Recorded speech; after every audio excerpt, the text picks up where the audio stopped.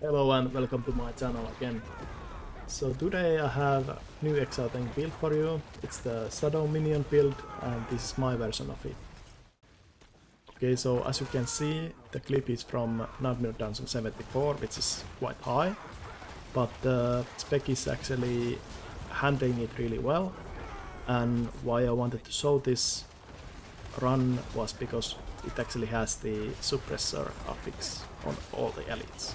And that's usually something minion builds are struggling with, but I can handle it quite well because I have the Shadow Blight passive, and the Corpse Explosion is doing a lot of damage, even Ring of Mental is just not working against it.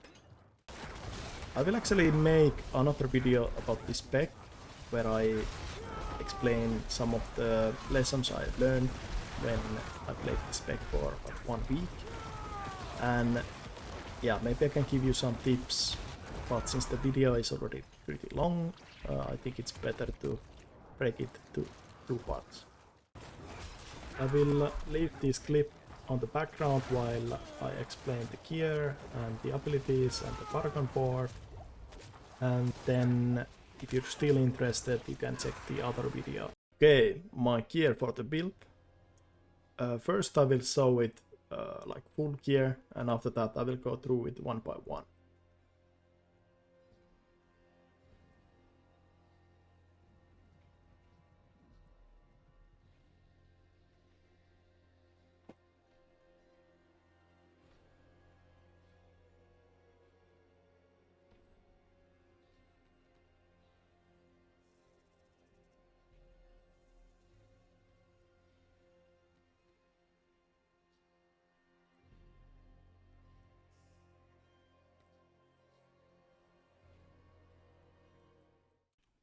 Okay, the helmet, you want to have the disobedience aspect. For the stats, I think the most important stats would be cooldown reduction and armor. And after that, you can also try to roll lucky hit chance with the barrier up. If you have sorcerer out, you have to have like 25 level sorcerer to roll that. But if you can roll that together with cooldown reduction and armor, I think that would be a really nice helmet for your Necromancer. Then the chest blood getters, so it's the skeletal warriors increased by 2. For the stats, I would prioritize maximum minion life. I also have the damage reduction while fortified, maximum life, and damage reduction from enemies that are affected by shadow damage over time.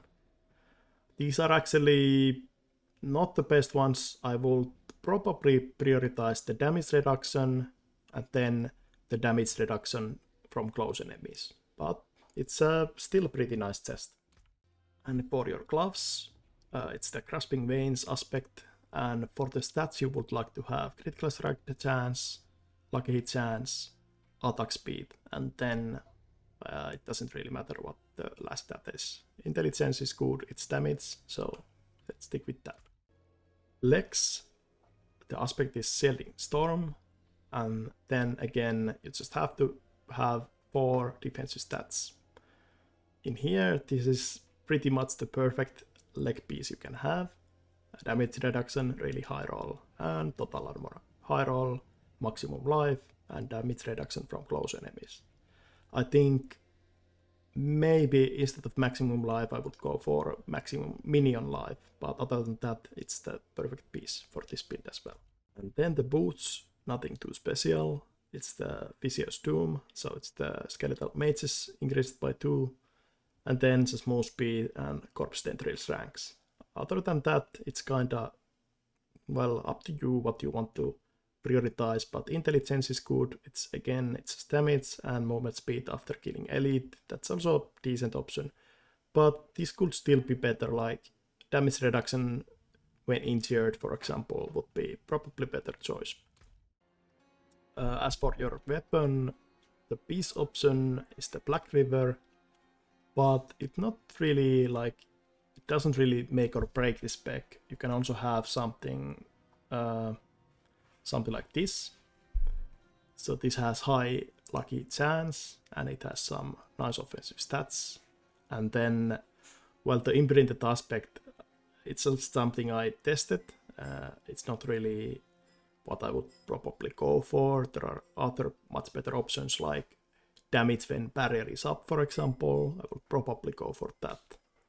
But Black River, it just makes this spec like Offhand. It would be something like this: critical strike damage and damage reduction, and then crowd control duration. That's actually a surprisingly good stat. I was like kind of misjudging how good that is, but now that I know a bit more about the spec, I actually value this stat much more than I did at the start. And then the maximum minion life, that is super important as well. Minions, if they stay alive, you stay alive. That's pretty much it. For the aspect, it would be the Plunging Darkness. Bone Prison spawns a pool of Blight. And that Blight, it has a really high lucky hit chance, so it spawns a lot of corpses for us. And next we have the neck, and the aspect is actually insane. 180% damage for 6 seconds after the Shadow Blight key passive damages enemies 10 times. And this is probably, like I would even say this is the best aspect in the game. 180% damage multiplier. And it applies to everything. So this is just crazy good. Other stats on your neck, you want to have basically some good offensive passive, then something defensive like armor or damage reduction from close enemies or something like that. And then it's also pretty nice to have the ranks to all corpse kills, because the corpse explosions is corpse kill and corpse tendrils is a corpse kill. So something like this. And next we have the ring. So for the aspect, it's the decay. So each time Shadow Blight key passive deals damage to enemies, it increases the next Shadow Blight damage within 10 seconds by 40%. And it stacks 5 times, so it's 200% in total. And then for the stats, vulnerable damage is the most important one. Critical strike chance, lucky hit chance, and a maximum minion life. These 4 stats are basically the go for, like, maybe if you cannot find perfect piece like this, prioritize like vulnerable damage and maximum minion life, and maybe, well, either one, lucky hit chance or critical strike chance. But this is a perfect ring. I'm really happy about this ring. And for the other ring, you really want to have Ring of Mendel. You can play this spec even without the Ring of Mendel, but it's just a nice extra, so your minions are actually doing some damage as well. Because without this ring, I don't think minions are doing any damage. Like, they do less than 5% of my damage without this ring. And the stats from the ring, lucky hit chance, really nice. Maximum minion life is really nice. Minion attack speed is really nice. Thorns, well, that's too bad, but yeah, other than that, basically what this ring does is that there's a lucky hit chance if you have more than 7 minions. There's a lucky hit chance empower all your minions, causing next attack from each to explode for X damage. So what this does, your minions actually do some damage because of the high lucky hit chance. And I can also show you my stats. So critical strike chance 40%, damage is 173, and then we have vulnerable damage 86, and yeah, all these other stats.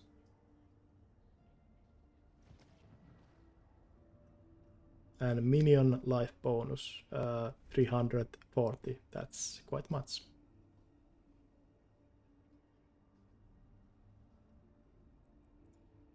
And that's it with the gear. And next we have the Book of the Dead. So here we want to have the Reapers. They are just generating corpses, no damage. And then Shadow Mages, they actually fixed it. So earlier Shadow Mages were not contributing for your Shadow Blight's key passive, but now they do. And the stun is also pretty nice from them. I really enjoy having as many crowd control effects as possible from this spec. And then we actually sacrifice the golem for the critical strike damage. Next we have the abilities, and again in here, basic skills, I'm not using them, they kinda suck, so I just skip them, I pick whatever. But here, it's just 1 point in here, and then 3 points in here, just to like advance. And here we have 5 points in corpse explosion, enhanced, and then blighted. And then we have the skeletal warrior mastery, 1 rank in grim harvest, 3 ranks in fueled by death, and then bone prison 1 rank, enhanced 1 rank, and dreadful 1 rank. Then we have 3 points in here, Death's Embrace, amplified damage, and skeletal mage mastery.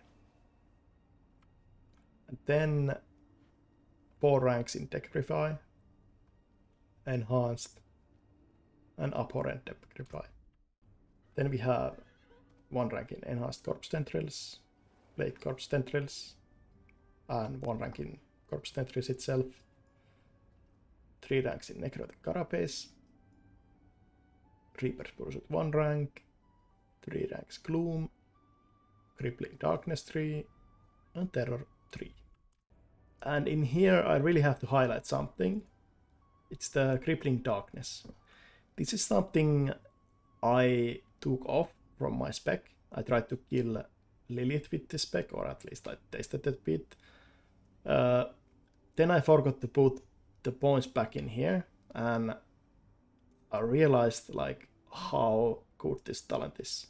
I was struggling to do like 60s, like normally I could do plus 70s easily, but when I didn't have this, I was struggling to do 60s, because the stun is actually much better than you would think. It's something that keeps you alive and keeps your minions alive, and that way like everything is just so much easier. So this is actually something you really want to go 3 out of 3. But yeah, let's continue. We also have the Bone Storm, Prime Bone Storm, Supreme Bone Storm, and Shadow Blight. Next we have the Paragon board. I will only show the key stuff from here, and then you can check it from the description later. So damage to close enemies, so it's the territorial. Then we have Gravekeeper. And this is the Cult Leader board. Then we have the Flesh Eater board, and we have the Exploit in here. Then we have Scent of Death board, and we have Control in here. Then we have the Undaunted on the Wither board, and then we come back here and just go for the minion armor. But basically what we go for here is that we try to increase damage as much as possible. Minion damage is not important, but like defenses for your minions, like something like this, it's super important with this build. Minions are not doing damage, and minion damage is not applying to the Ring of Mendel, so there is really no need to go for any minion damage. So yeah, if you want to hear a bit more about the build, check out the part 2 of the video. Otherwise, feel free to ask some questions in the comment field, and subscribe if you like the video. See you next time.